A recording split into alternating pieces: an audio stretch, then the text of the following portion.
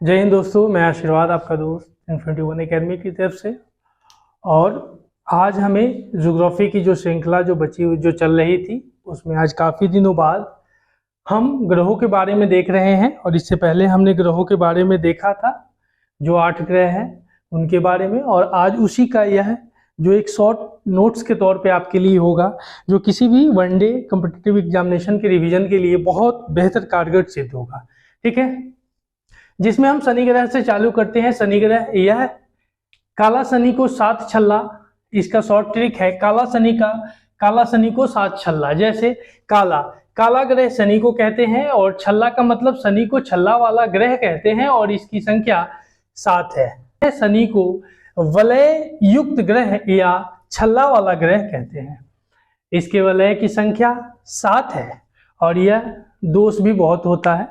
उसके बाद शनि का सबसे बड़ा उपग्रह टाइटन है। शनि का सबसे बड़ा उपग्रह टाइटन है जो सौर मंडल का दूसरा बड़ा उपग्रह है। शनि आकाशगंगा, शनि आकाश में पीले तारे के समान दिखाई देता है। शनि आकाश में पीले तारे के समान दिखाई देता है। और शनि ग्रह का घनत्व का मतलब डेंसिटी होता है। इसकी डेंसिटी की बात करते हैं, जल के घनत्व से कम होता है। जो वाटर की डेंसिटी होती है उससे कम इसकी डेंसिटी है, और अर्थात इसे जल में रखने पर तैरने लगेगा। तो कभी रख के देखिएगा, लेकिन मुश्किल है रख के देखना।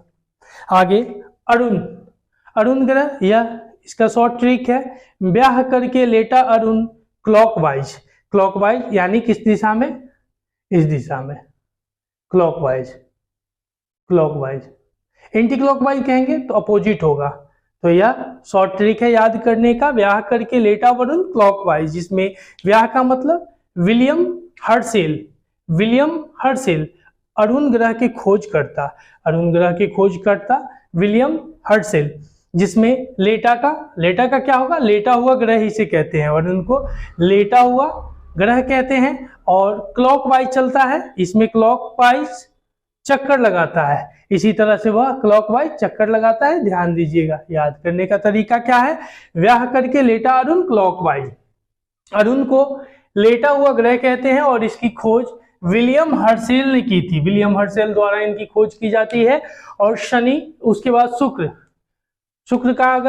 शुक्र और अरुण पूरब से पश्चिम यानी क्लॉकवाइज, इस तरह से क्लॉकवाइज चक्कर लगाती है और जो अन्य सभी ग्रहों से विपरीत है। और इन ग्रहों पर सूर्योदय पश्चिम दिशा में होता है। जैसे डायरेक्शन की बात करते हैं, पूर्व यानी ईस्ट, पश्चिम यानी वेस्ट, नॉर्थ यानी उत्तर, नॉर्थ के बाद साउथ, दक्षिण। ये 4 दिशा है। बुरा नहीं मानना, बहुत बच्चे को ये दिशा भी नहीं पता है। मेरा पर्सनल एक्सपीरियंस है।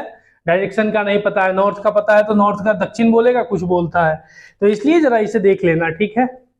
और 4 ऐसे भी हो जाते हैं अगर तिरछा में बात करेंगे। ऊपर हमने देखा नॉर्थ, नीचे साउथ, ईस्ट और वेस्ट। इसको जब लेंगे इस तरह से भी इसको हम लेते हैं।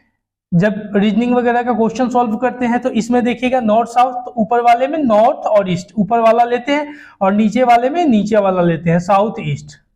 ठीक है, इस तरह से अगर बात करेंगे तो फिर इधर आप साउथ और वेस्ट लीजिएगा, और इस तरह से बात करेंगे तो नॉर्थ और वेस्ट लीजिएगा। ये तरीका होता है याद करने का, देख लीजिएगा। उसी तरह से वरुण ग्रह की अगर बात करते हैं तो बहरा को जगा ले वरुण,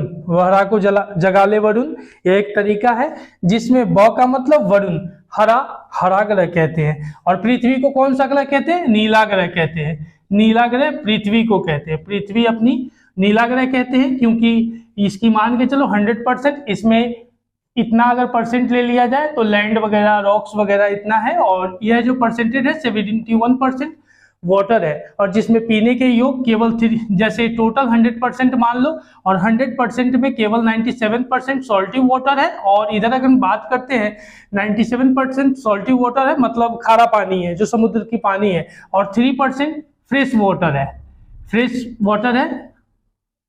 फ्रेश वाटर 3% है, याद रखिएगा। और इसी में आपको सब है, सी है, ग्लेशियर है, पॉन्ड है, लेक है वगैरह सारा यही, उसके बाद लैंड वाटर है, ये सारे इसी में आपको देखने को मिलते हैं। ठीक है, आगे देखना। फिर क्या कहता है, शुक्र और अरुण पूरब से पश्चिम क्लॉकवाइज चक्कर लगाती है और जो अन्य सभी ग्रहों के विपरीत है, और इन ग्रहों पर सूर्योदय पश्चिम दिशा में होता है, पूर्व नहीं पश्चिम में होगा। तो कब होगा, पूरब, इधर पूरब नहीं होगा, इस साइड इसमें होगा। ठीक है, आगे दूसरा हरा ग्रह अरुण है, दूसरा हरा ग्रह अरुण को कहते हैं। और अरुण ग्रह, वरुण ग्रह, वरुण को देखना, ब मतलब वरुण, हरा ग्रह है, और जगाले का मतलब है कि जोहन गाले इसकी खोज करता है, जोहन गाले द्वारा इसकी खोज किया गया था।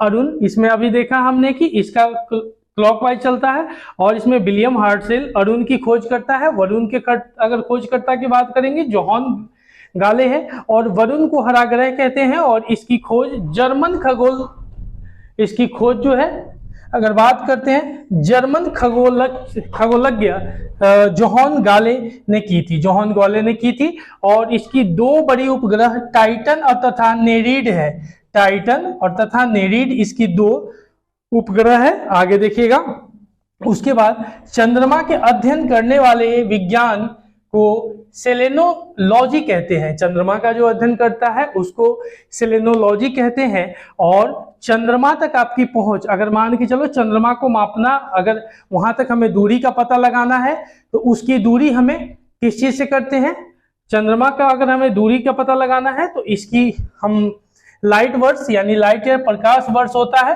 प्रकाश वर्ष से इसकी दूरी को हम, जैसे हम मीटर में, किलोमीटर में, इस तरह से करके अगर नापते हैं, तो इसी तरह से इसको अगर इसको देख लीजिएगा, चंद्रमा के अध्ययन को क्या कहते हैं, सेलेनोलॉजी कहते हैं। आगे देखिएगा, चंद्रमा पर धूल के मैदान को शांति सागर कहते हैं, सी ऑफ ट्रांसक्यूलिटी कहते हैं। उसके बाद आप देखते हैं चंद्रमा के दक्षिणी ध्रुव पर स्थित उच्चतम पर्वत लिबनिट्ज पर्वत है, या ऊंचम है, सबसे ऊंचाई में पर्वत अगर बात करते हैं तो यह लिबनिट्ज पर्वत है। और उसके बाद चंद्रमा को जीवाश्म ग्रह भी कहा जाता है।